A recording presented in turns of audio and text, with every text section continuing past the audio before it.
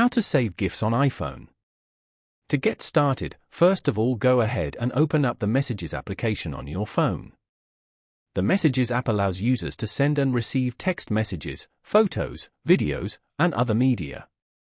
You are now in the Messages page where you can view all your messages. Open any chat from here. As you can see, a GIF has been shared in this chat. If you want to save this GIF, then long press the GIF and select Save. You have now successfully saved this GIF. Now, go back and open up the Photos app.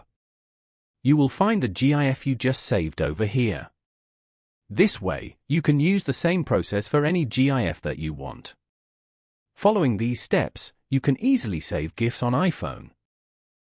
Thank you for watching. Please leave a like if this tutorial helped you, or leave a comment below if you have any questions related to the video.